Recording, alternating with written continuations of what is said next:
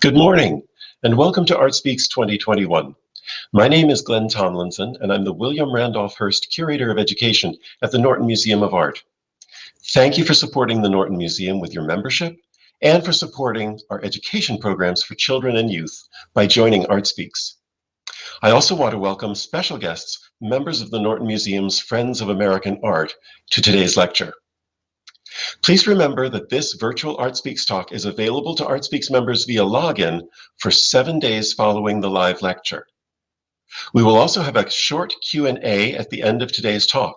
If you have questions during the talk, please type them into the chat box on your screen, and we'll address them at the conclusion of the presentation. Today, I have the rare pleasure of introducing two speakers for the same event. We're joined by Elizabeth Hutton Turner and Austen Barron Bailly, both of whom helped create a remarkable exhibition, Jacob Lawrence, The American Struggle. Elizabeth Hutton Turner has served as university professor in the Department of Art at the University of Virginia since 2007. In that same year, she was appointed to establish a new office and programs as the first vice provost for the arts for UVA.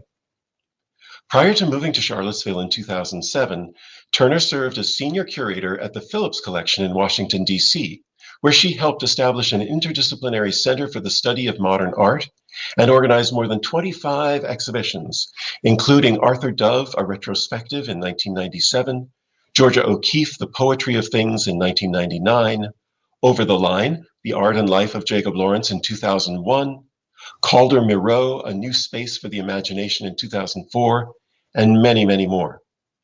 Turner has served as an advisor, panelist, consultant, and board member for numerous organizations, among them Howard University, the National Endowment for the Humanities, and the Calder Foundation. In January of 2013, after completing her term as vice provost for the arts, Beth went on leave from the university, establishing a new position as vice president for collections and curatorial affairs at the Terra Foundation for American Art. Since January 2015, she's returned to full-time teaching at the university and has worked on new exhibitions, including a Calder retrospective for the Museum of Fine Arts in Montreal and the exhibition she discusses today, Jacob Lawrence, The American Struggle. Austen Barron Bailly is chief curator of Crystal Bridges Museum of American Art. Bailey leads the curatorial and collections management teams and is a key member of the strategy team, overseeing curatorial endeavors, collection growth and preservation, and contributing to the development of new exhibitions and installations. Bailey joined Crystal Bridges in July 2019, following her 6-year tenure as the George Putnam Curator of American Art at the Peabody Essex Museum in Salem, Massachusetts. There she developed the American Art Collection and Program and co-curated nationally touring exhibitions including American Epics, Thomas Hart Benton and Hollywood, and American Impressionist, Childe Hassam and the Isle of Shoals. And of course, the current topic today, Jacob Lawrence, The American Struggle. Bailey was an American art curator at the Los Angeles County Museum of Art from 2001 to 2012, and began her career in the American Painting and Sculpture Department at the Metropolitan Museum of Art in New York. She served on the Public Art Commissions of the City of Salem, as co-executive editor of the journal Panorama, and as former chair of the Association of Historians of American Art. The Association of Art Museum Curators has given Bailey and Turner the award for Outstanding Catalog for Jacob Lawrence, The American Struggle, which you see over my shoulder. And the Washington Post singled out the exhibition as the #1 art exhibition of 2020. The exhibition's tour concludes this summer at the Phillips Collection in Washington, D.C., but you can also grab a copy of the catalog. It's available at the Norton Museum of Art store. Beth and Austen, thank you so much for joining us for ArtSpeaks today. It's a pleasure to have you here. Thank you, Glenn. We're Thank you delighted to so be much. here. It's great to be here. Hi, Austen. Nice to see you Hi, as Beth. well. This is very exciting to be back talking about our favorite subject together. So we should dive right in. Yes, right. Dive right in. Let's talk about how we came to this project to reunite Jacob Lawrence's Struggle series. Yes, we thought it would be fun to share a little bit about the fact that we were working on this series on Lawrence separately. I had discovered for myself one of the panels, in fact, panel 25, you'll see it later, in a dealer's gallery in New York in about 2010. And I learned at that time that the series had been dispersed. I was shocked that, knowing what I did about Jacob Lawrence, that I was unfamiliar with struggle from the history of the American people, painted between 1954 and 56. And I harbored this idea of thinking what a great project it would be to reunite the series. When I arrived at PAM, it was the first exhibition that I pitched, and it was greenlit. And then the story takes an interesting turn. Yeah, I was going to the Peabody Essex in the fall of 2014 to see the opening of a Calder show, since I was in the midst of planning my own retrospective of Alexander Calder's work. And I stopped by to see an old friend of mine, Linda Hartigan, who's deputy director of the Peabody Essex. And of course, inevitably, the question, what are you up to? And I said, well, I'm working on the planning for the reunion of the Struggle series. And I'm working with this wonderful collector that I've worked with in the past, who has a number of the panels. And I thought this would be a great opportunity for a university museum and for students and scholars to really begin to try to read this series that has not been read or seen together in 60 years. And Linda said, funny thing, there's a young curator here who has the very same idea.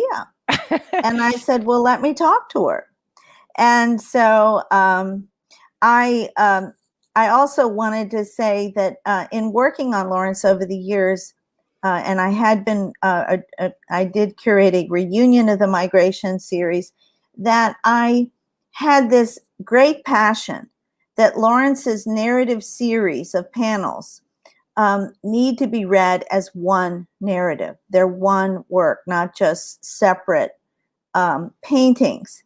And so the idea that this series was left fragmented and unread was a great and lasting concern and passion of mine to see it together.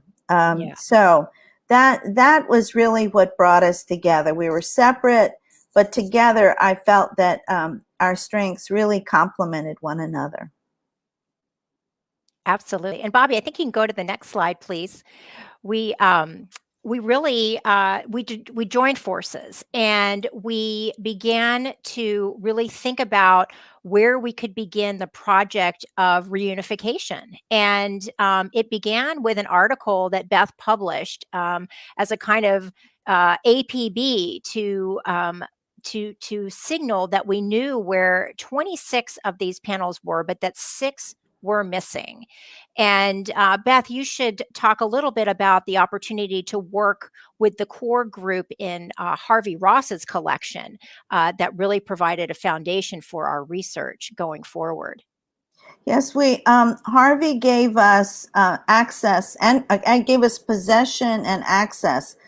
So at the Fralin Museum at the University of Virginia, and also at my old home institution at the Phillips Collection, we were able to use the museum gallery as a laboratory. So we were able to look at the panels that Harvey owned. We were able to unframe them, look at what was on the back, rephotograph them. And what we found were some amazing things related to, in Lawrence's own handwriting, clues to what they represent. So this was a great opportunity for me, for my students, for my fellow scholars. And we used that as a basis for the launch of the reunion of the entire series at the Peabody Essex. Exactly. And in the next slide, we have some fun snapshots of the first panel that resurfaced once we had begun working on the project. It was panel 19, a scene from the War of 1812 on on the Chesapeake ship, the USS Chesapeake, of the impressment of U.S. sailors by the British Navy. And you see in the upper left, Nigel Freeman and Harvey Ross examining the back, and our colleague, Lydia Gordon, who we must mention Yes. as a critical part of this project. She joined the project at the Peabody Essex Museum and not only supported the entire effort, but really was instrumental to the contemporary art component, researching and thinking about the artists we ended up choosing and writing about them in our publication. She is an expert in contemporary art, and here she is with me at Swan Gallery at the thrilling moment of seeing this work of art in person for the first time. Really thrilling. We should also mention that this work was discovered in Florida. Yes, it was. That's right. And then, as you may have heard in the next slide, we have two snapshots of the headlines from articles in the New York Times this past October, and just 11 days ago, with two more of the panels. On the left, panel 16; on the right, panel 28, Shays' Rebellion, and a subject matter looking at immigrants coming to America. Both of these were found on the Upper West Side of New York, had been purchased very shortly after the dispersal around 1960-61 of the works, and have remained in these families ever since. So truly have never seen the light of day since about the time that they left Lawrence's studio and his gallerist's walls. So this has been tremendous. There are three more that remain at large, and both of these have been able to join the national tour. I just wanted to chime in to say, for the panel 19, we did not even know what it looked like. That's right. Up to this point, it had never been published. No photograph had been made of it in advance. So this was an amazing discovery. And for the one on the right, we did have a grainy kind of black and white photo, but it had not been seen since its original exhibition. Yeah, this one on the left, we were able to identify it. Our colleague Randall Griffey at the Met was able to identify it based on the title caption and the description of the subject matter. So on the next slide, we have some opening statements from Lawrence about the project. Yeah, and just going back, Lawrence became our guide, really, into how to read this, what was the original intention. And so let's go back to that moment in the mid-50s. Here's a picture of Jacob Lawrence from 1956. He's there seated in front of two paintings from the Struggle series. Lawrence, in the mid-50s, is world-renowned. He's exhibited internationally. He's known internationally. He's won prizes internationally. And nationally, he has made it into the American art history canon, if you will. He is published. He's included. So he is a very well-known artist. And why he would choose in the mid-50s, the question in our minds was, why would he choose in the mid-50s at the height of the popularity of the abstract expressionists? And Lawrence's own style had taken a very abstract kind of rendering and turn. That he would go back to a moment in his own early career of this kind of historical narrative. So this is how he begins. He begins with thinking about, in 1954, he decides that he is going to address American history through an African-American lens. And he is going to look at it through the lens of struggle. And so throughout the panels, throughout the series, you're going to see blood, the blood of sacrifice, and you're going to see conflict, and you're going to see ways in which iconic moments in American history are in fact addressed in very surprising ways. because Lawrence is aiming for a whole new picture of American history. We could go to the next slide, or Austen, do you have something to add?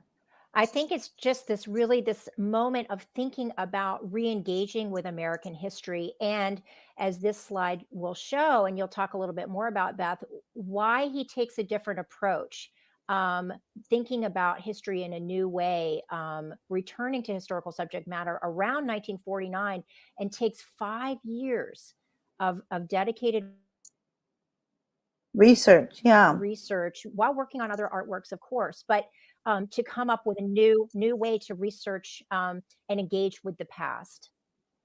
So you see here Lawrence delivering his narrative, his very first narrative cycle, which is the story of Haiti and the liberation of the enslaved people of Haiti and the creation of the first Black Republic in North America.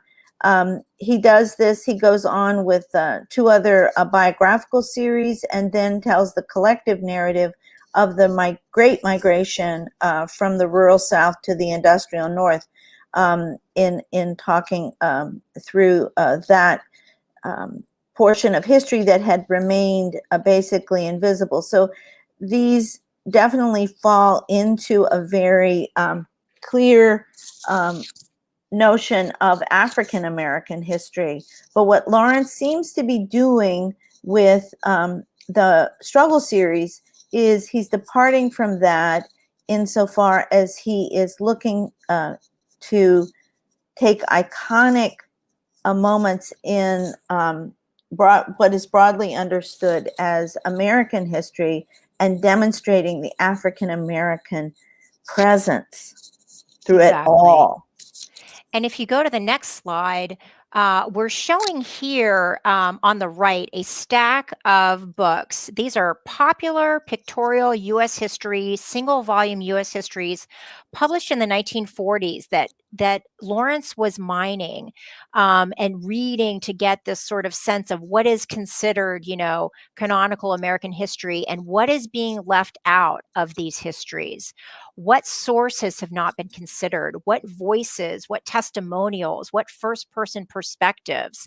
And in his words, what was the part of the Negro in these studies? And he found it missing. And he went back to the methods and research approaches of librarians at the Schomburg, which was the New York Public Library's 135th Street branch.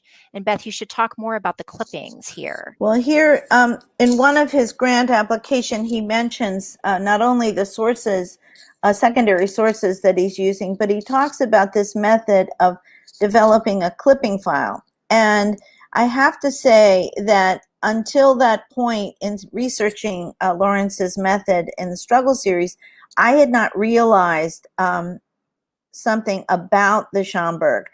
We know that it contained the library of Arthur Schomburg, that it focused on building up a library for including an inclusive history of people of color, and bringing about that vantage point. But how this went about, all of a sudden I looked at this photo from the 1930s. It's a very iconic photo taken by the Harmon Foundation in the 1930s.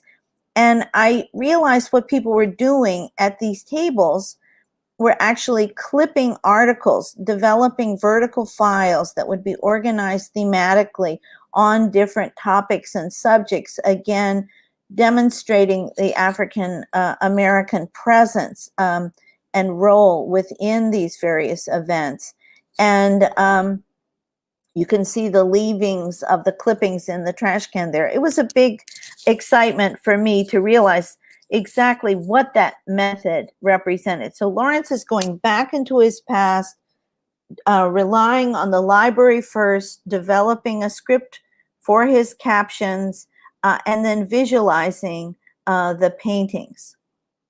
And what we tried to do, as you can see in this little snapshot of one of our writing charrettes, was really follow in Lawrence's footsteps and to pay attention to what he was extracting from these sources that he found and the significance of the selection process and combining the text with an image that doesn't just illustrate but expresses an idea of struggle. And in the next slide, we have an example of that.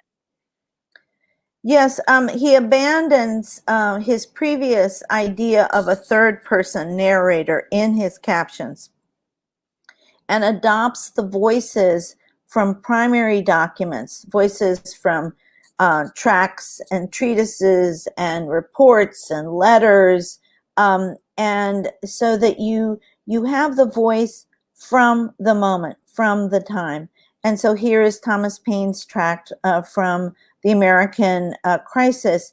And what Lawrence chooses out of that entire text to highlight as his caption, I think, is quite important, that he's talking about this moment where it would be so easy to shrink from service, and who are those that remain resolved to stay with Washington at that moment. And we know this tract was very important, was read to the troops that were wintering over. And you can see there in this painting the way Lawrence very poetically has the soldiers shrouded, huddled in a kind of a rhythm of 3 and 2s. And then there's a single soldier seated at the end of the covered cannon, again, resolved to stay, not to shrink. And the verticality of the musket and the bayonet indicates that staying power. Absolutely. That kind of unwavering, and even the choice of the more optimistic color of yellow in the panel is significant. And before we move on to the next, it's important, I'm not sure if you can read it, but we're all familiar with "These are the times that try men's souls" as the most famous opening line of Paine's American Crisis. It's not the line that Lawrence chooses to highlight. And in the next slide, you'll see as well, he is referencing the very, very famous speech by Patrick Henry, when he chooses, again, not to cite "Give me liberty" or "Give me death." Instead, it's the foundational question for the entire struggle series. Is life so dear or peace so sweet as to be purchased at the price of chains and slavery? And I think it's interesting also the way he chooses to visualize this moment with this question. And what you have is a picture of the crowd outside listening to Patrick Henry speak. The words kindle emotions. The words quicken a resolve for this new American identity, but it requires an investment and sacrifice for all. And so he's got the way he has the people resolved together as a and the cadence of the shapes creating one sort of swooping arc, and the pointing finger pointing to where the voice is to where the voice is coming, and also the coming of the sacrifice, and that wall with the red marks indicates that as well. Lawrence chose to begin painting his struggle series in 1954, in May 1954, at the very same time that the Brown versus Board of Education decision was announced.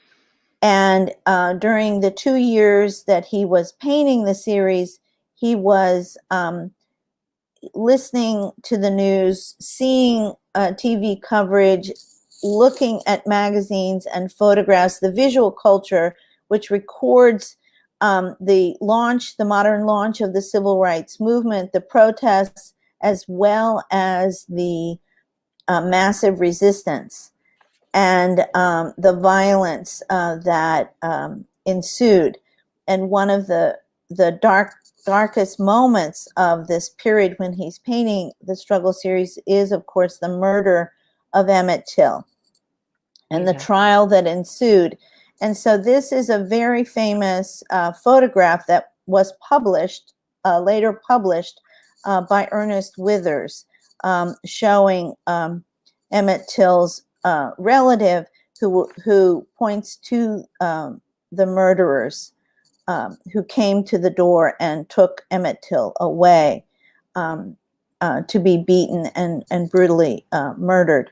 But that pointing finger, and it finds its way into the story of the American Revolution and the pointing and the desire for freedom and justice. Exactly. And in the next slide, we can see as well this idea that in comparison on the right with Paul Revere's famous image of the Boston Massacre, Lawrence is giving us an entirely different picture. If you know the history, you know that he is singling out the first martyr, Crispus Attucks. But aside from that, it's very difficult to identify single protagonists in these stories. It's very much a people's history. And it's important to remember the scale of these works. They are only 12 by 16 inches each. Accompanied by these title captions or descriptive titles, these kind of statements. And to my mind, they read as a kind of, and are experienced as a kind of anti-monumental history. This is history you can hold in your hands, history that you have to get up close to, history that you have to connect with the people that experienced it through these words and through Lawrence's images. So he is, I think, yeah. I think the people, the crowd, the idea of the crowd and the melding of the shapes enshrine the first martyr of the revolution. And in Lawrence's youth, there was a great movement afoot to have a national holiday to celebrate Crispus Attucks. And there was also, I believe, a monument built in Boston at this time. So this is a hero and a sort of an iconic person and the first martyr. So he is enshrining him, not looking at the British soldiers, only thinking about American identity. Yeah, and thinking about the sacrifice of a man of African and Wampanoag descent, who is fighting for liberty, even as so many brethren do not have it. So in the next slide, you see Lawrence continuing, this is panel 5, continuing to really foreground the role of African American history as American history. Here he's turning to a petition by a man only identified as Felix that was made to the Massachusetts Bay Legislature in 1773. And Lawrence discovered this document in books illustrated on the screen, a compilation of a history of Negro people and slave revolts put together by the communist, avowed communist, actually, Herbert Aptheker. And he looks at these sources to come up with a way that actually expresses a kind of a conflict with the petition. The petition itself was very almost placating, very sort of non-charged, but making these plaintive claims. We have no property, we have no wives, no children, no city, no country. And Lawrence seems to visualize what would happen if this petition is not heard. And I think also it's a backdrop between the kind of nonviolent tone of the actual petition. So it points to the importance of reading the entire document to understand this. And the choice facing civil rights activists in the 1950s of passive violence or nonviolence. So Lawrence is really melding these philosophical and actual historical moments and momentum. And I think that the caption that Lawrence chooses, and they are the words from the petition, exactly encapsulates how enslaved people are robbed of their humanity. And it points to the terrible plight and the strong desire for freedom. This is what is a part of just being human.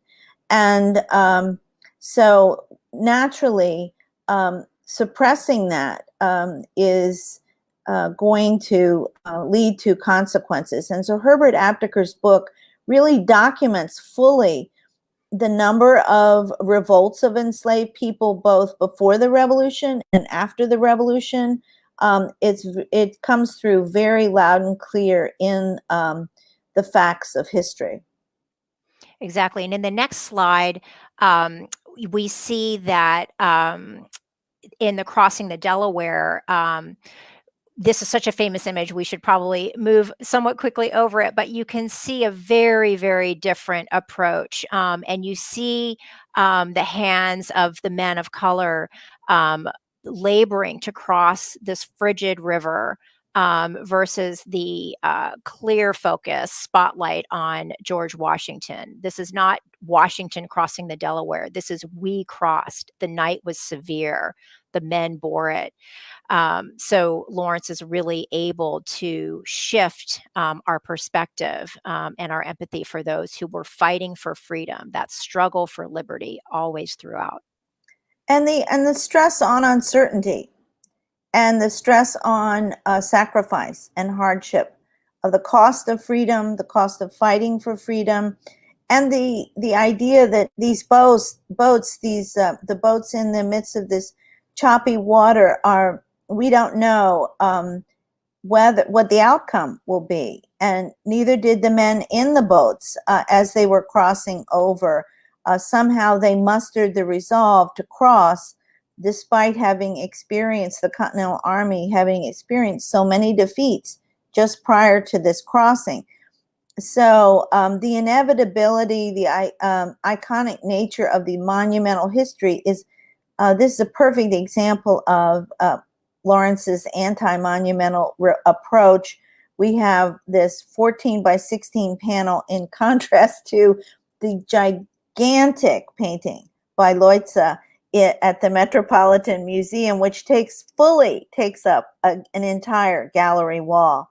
Exactly. And even in the next slide, when he paints a panel to signal in the overall narrative of the 30 panels, the conclusion of the Revolutionary War, even still, he holds that resolution in suspense, if you will. Yes, the struggle's not over. And he uses this as the occasion of telling the story of the surrender at Yorktown, where Cornwallis never came to deliver his sword to Washington, and as a result, Washington was not there to receive it. So subordinates, because of the refusal of Cornwallis to concede, the subordinates had to undertake the resolution of the American Revolution, which, as you know, revives again against Britain with the War of 1812. Interestingly enough, of course, again, I just want to say, against the civil rights struggle of the mid-50s, there is, of course, the Brown versus Board of Education decision and the refusal of constituencies to accept school integration. Exactly.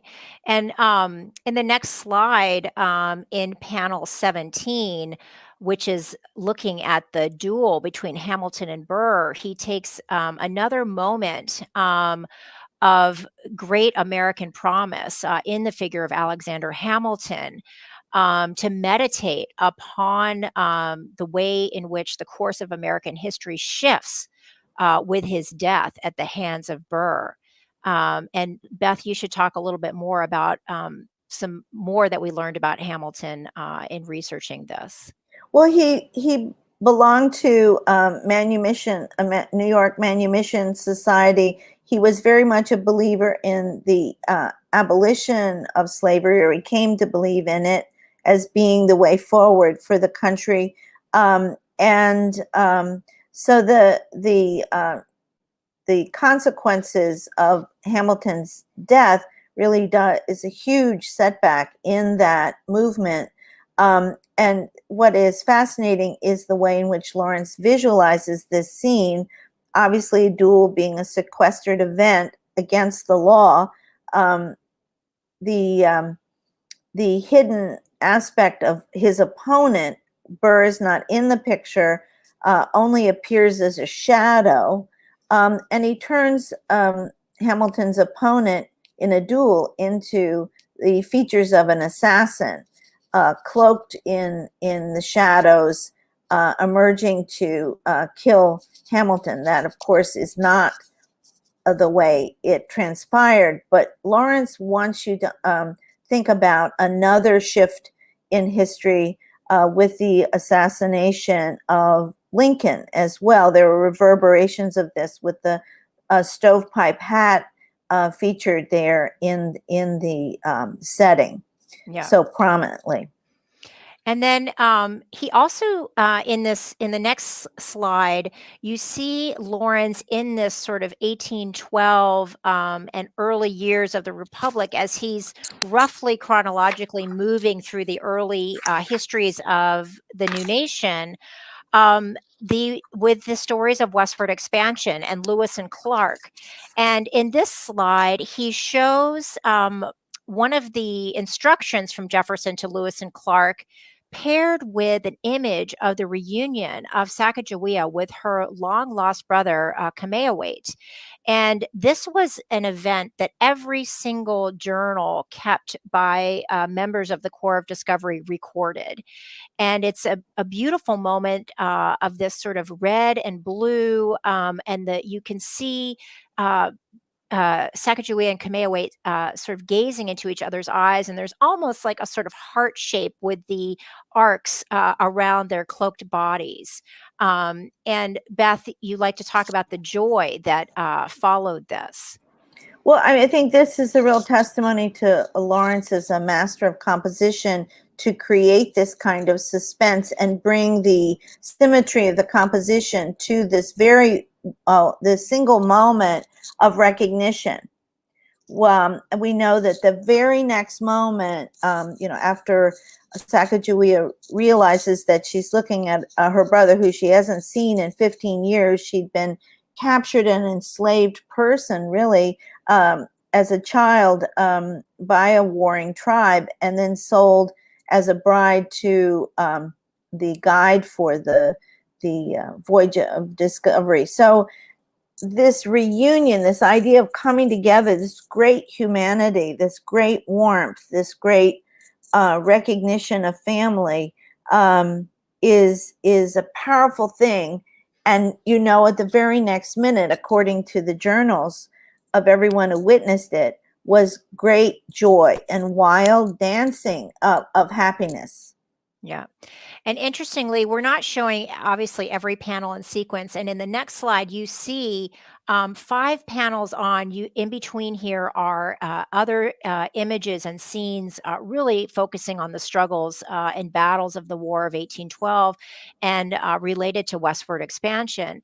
But at this moment in panel 24, we were all so shocked by the insurrection at the U.S. Capitol on January 6th and the statements ringing across the news coverage that the Capitol had not been attacked since the War of 1812. And that is exactly what Lawrence featured in panel 24. And you can see his complete shift in palette in this very closed in firing of cannons, this mournful black and white bird bleeding in the lower corner. It's just extraordinary how this connects to our current moment and the origins in this attack on the Capitol by the British. This is the report of the British officer. So it describes in great deal a night of terror for the citizens of Washington, who were in effect trapped in their homes. The retreating American army. You often remember the story of Dolly Madison taking the portrait of George Washington off the wall from the White House before the British come and burn the White House. But the American army destroyed the bridge after they crossed it into Virginia. And so the civilians were trapped. And so this was a night of great, a weather event, rain and lightning and fire. It must have been horrific. Right. And on the back of this panel, he writes the word rain. Rain, yeah. So it's really quite extraordinary.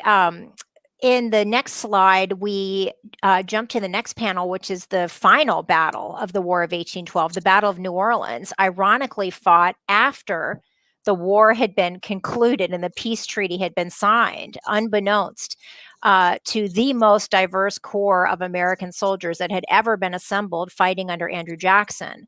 Promised land. Yeah. Promised land and freedom. Right. They were promised land and freedom. And they resoundingly defeated the British, their bodies are piled up, not without sacrifice, but this band of American soldiers is sort of peering over what we know were bales of cotton piled up to create this barricade. And yet we know that the peace treaty did not provide the land and freedom, and that allowed for the continuation of slavery. So that in the next slide, we see another revolt, another rising up. And I think this is really an image of a kind of proto-image of Black power and of a violent clash of what continues to be the struggle in the early decades of the nation and in the civil rights era. And I think if there was ever a visual puzzle of arms and limbs, you can see a picture of suppression, because the story of this quotation comes from a suppressed revolt of an enslaved person. And so here you have this kind of perfect box of arms. Yeah. And the next slide we want to show just very briefly, because this is the only color image that we had of any of the originally 6 missing panels, and now 3 remaining. So keep your eyes peeled. It's a scene from the Erie Canal, and we do have this color image, and so we are hoping this one will turn up. But it's the penultimate panel in the series, and the very last one is a covered wagon. Unpeopled. In the next slide, you'll see these oxen and a little splash of blood in the wagons, and really thinking about the fact that we, as the viewers of this narrative throughout, maybe are visually and conceptually invited to take up the reins of this struggle towards a more perfect union, towards liberty for all. And also tapping into some very deeper histories, Beth, that you've been studying around the expansion and the role of Black pioneers.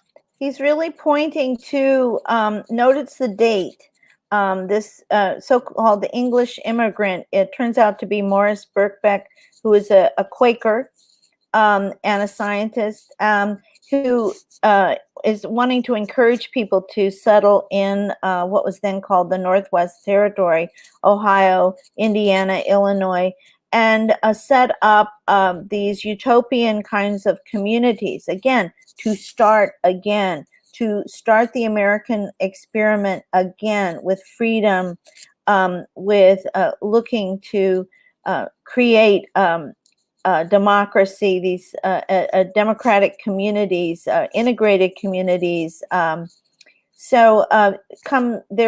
is much research being done now about Black pioneers. Yeah. During this period.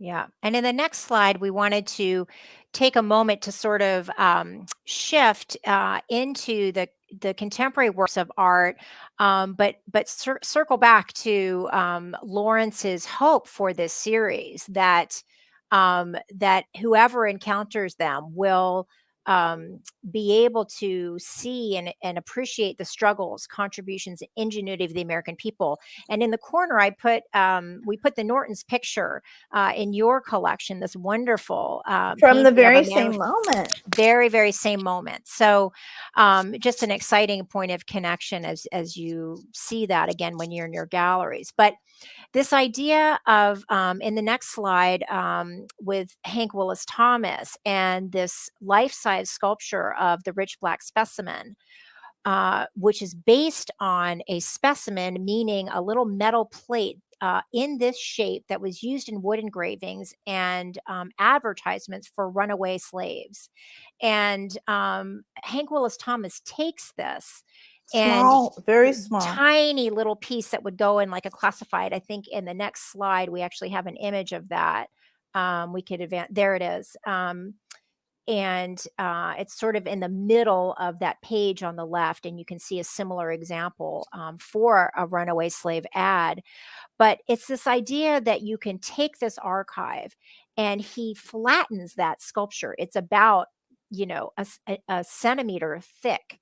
So it's as if this figure now, with the kind of colored glitches, can slip through history and into our present moment, reminding us of the past, of the struggle, and the opportunity to break free and tell a new story.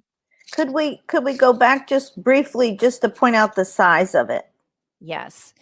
It's about, I can't read the exact height, but it's about my height, and I'm about 5 feet 5 inches. So Yeah. it is life Yeah, size. it's this tiny thing, very large. Yeah. Making a point here. Also, Austen, maybe you should tell us about why we chose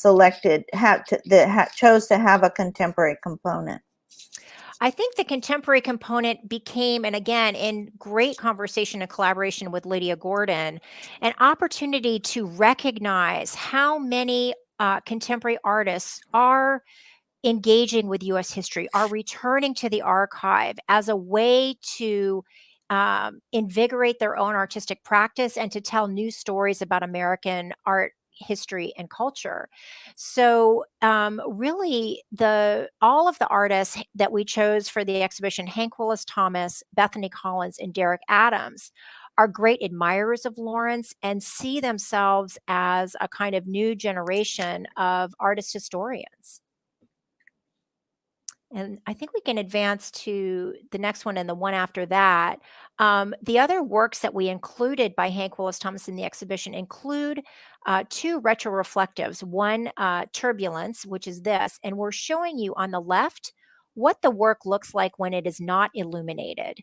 And the brilliance of these retroreflectives, which are large scale, sort of photographic objects made out of stop sign material and painted over. When you shine your light, whether it's a flashlight or for most people, the flashlight on their cell phone, you illuminate the image.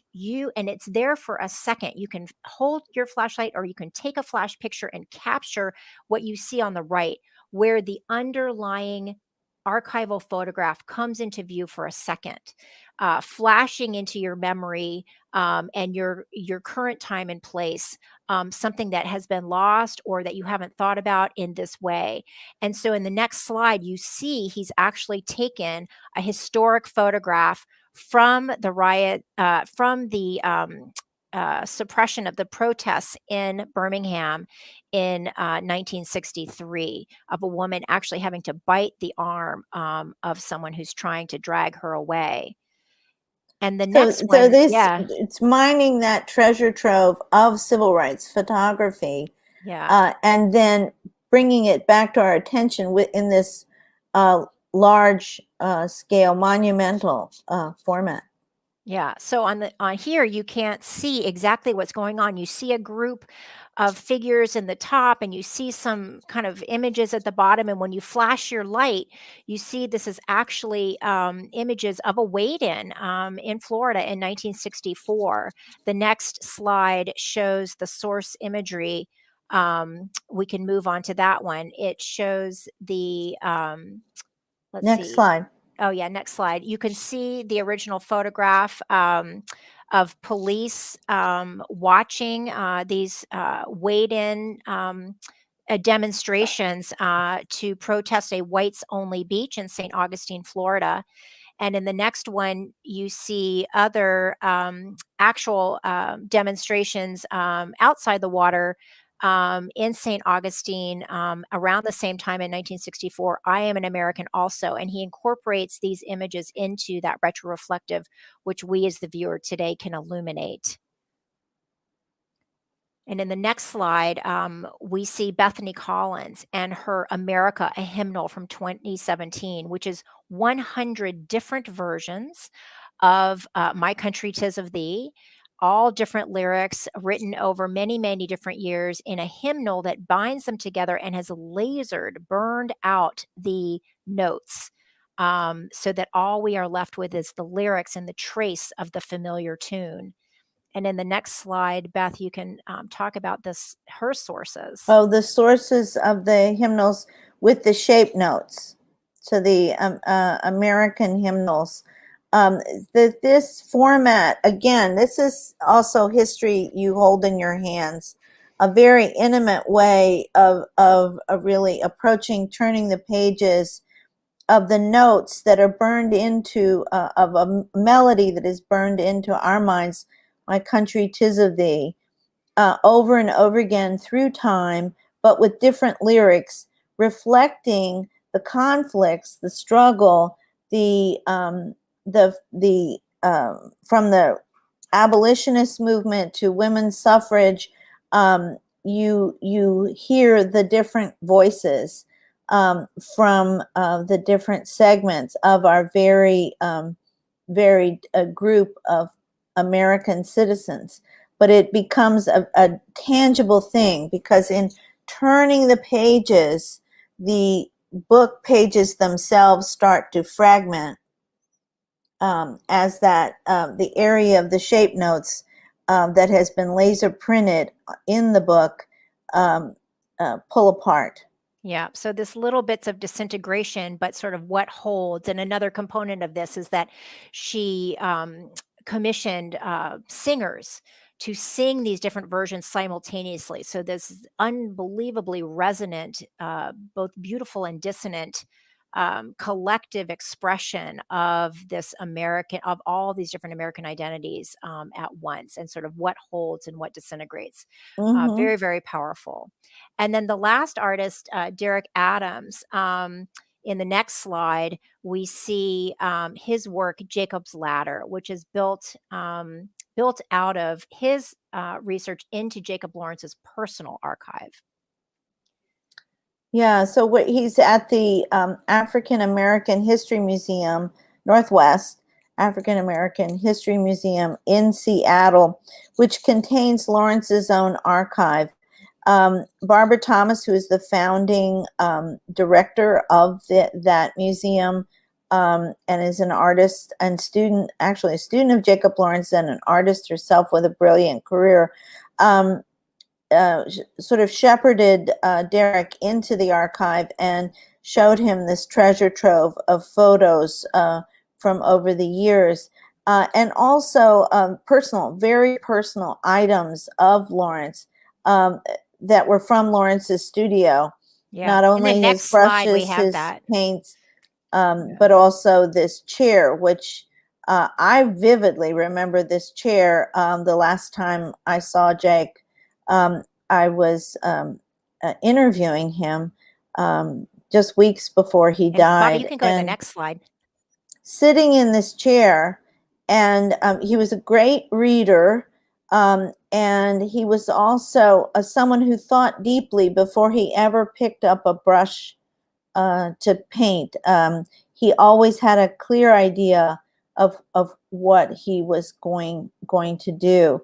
But it was an interesting moment to see this chair again and to see the way Derrick had established his tribute to Lawrence, not only as a remarkable visual artist, but also as a man and as a philosopher, really, about this struggle for freedom. And I think Yes, and in conclusion, I think Derrick is someone who really understands the underlying optimism in Lawrence's work. And as a contemporary artist practicing today, he seeks to engage with this archive to present a picture of an artist who is a beacon for artists working today and for all of us thinking about American history and American and the future of America today. So I think that's what we have in terms of our virtual lecture. Thank you, Beth. This has been so much fun. Yes, I'm so happy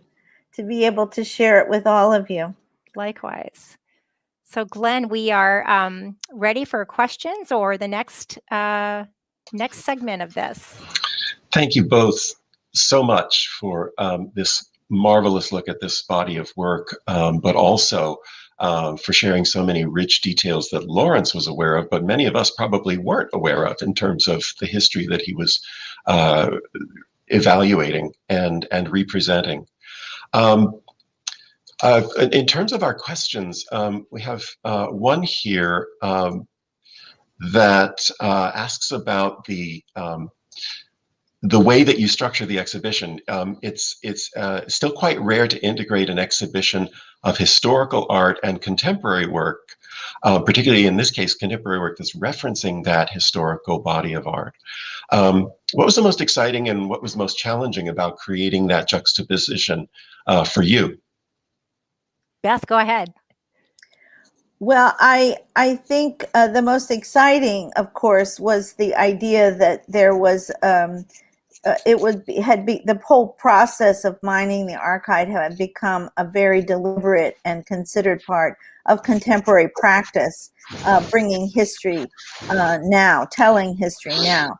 But the greatest challenge, I have to say, is the idea of scale, because Lawrence's paintings are of certain scale, and the integrity of reuniting all these same-sized panels into a narrative sweep, and then to have these satellite displays to give each artist his own space.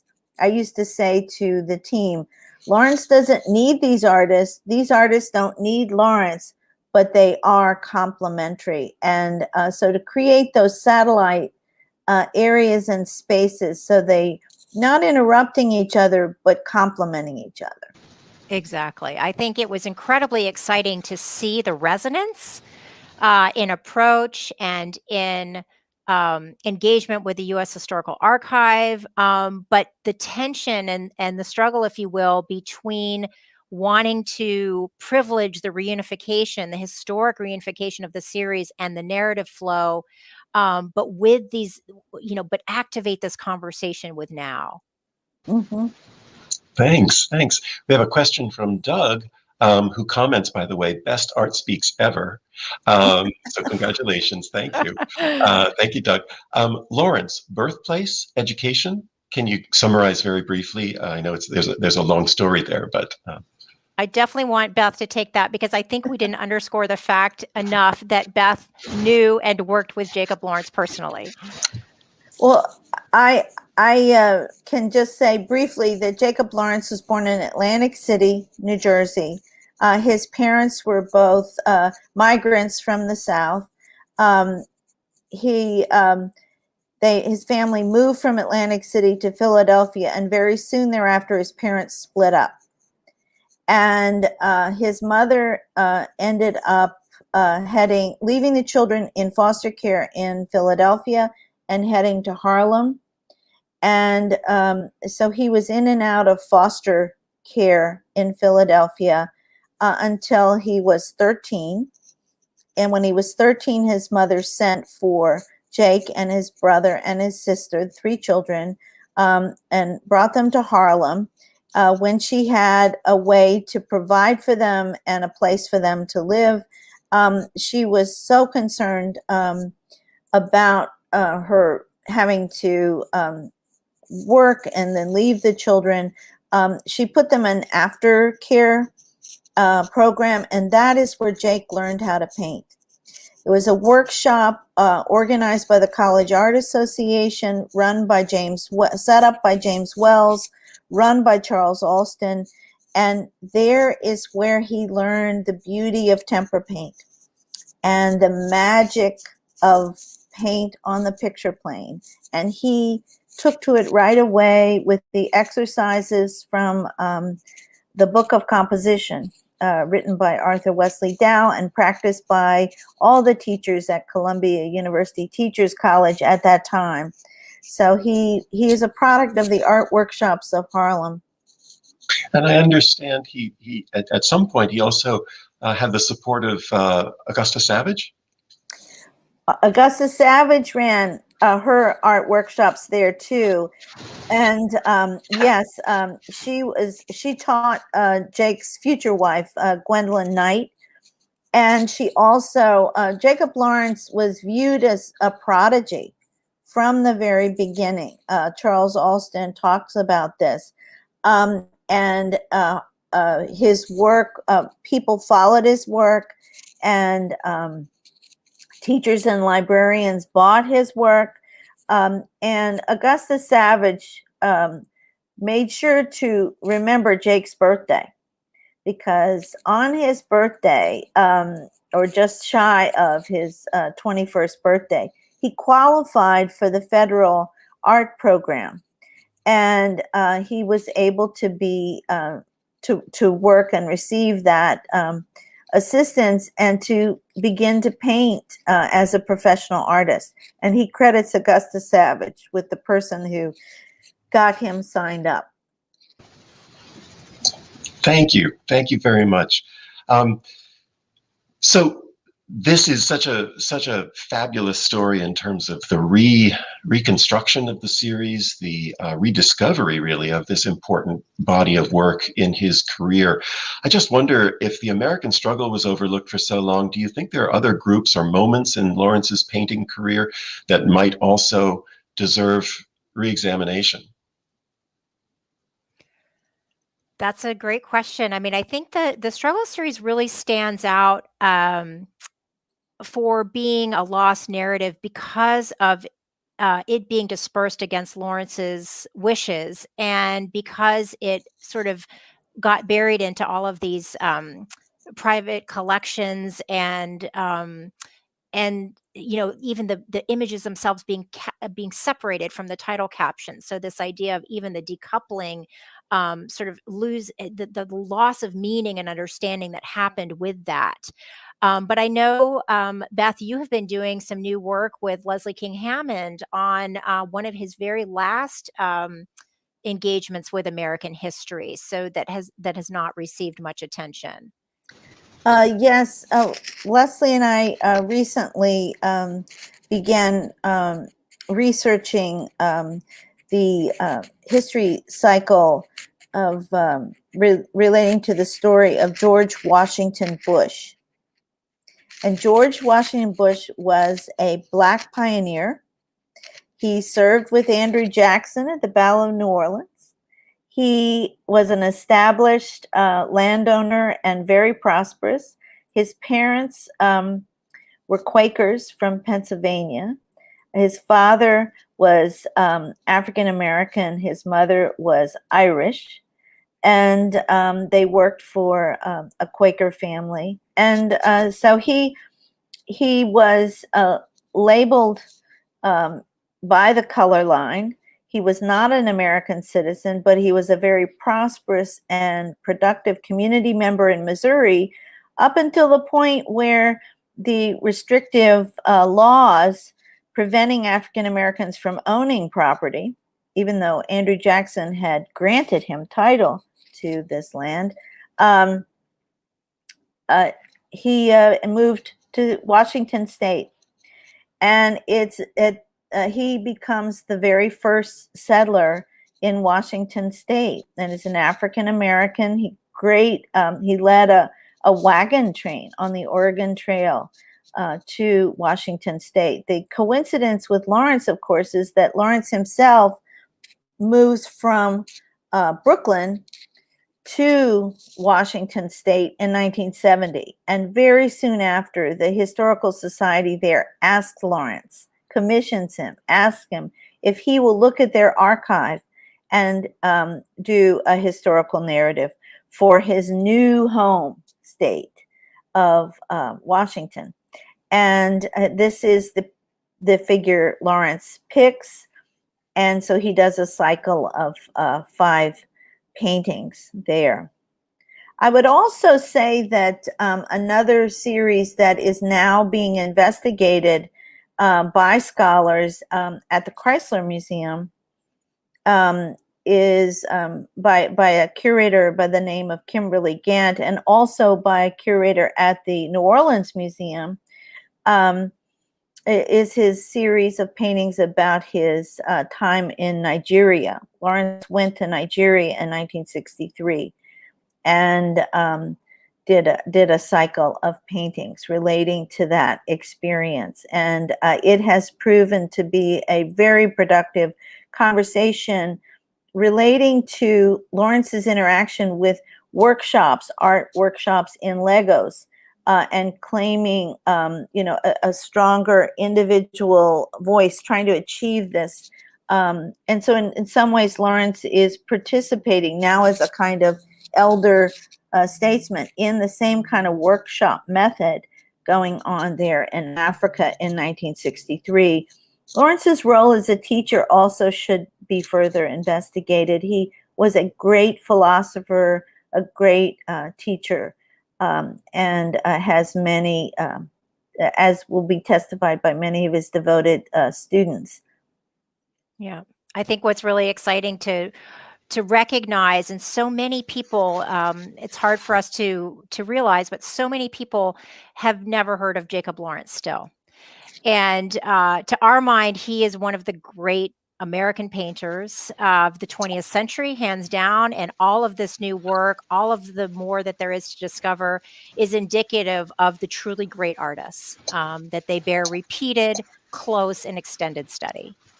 And he never gave up on the power of art to change you, to affect you. And he was just a great, great painter.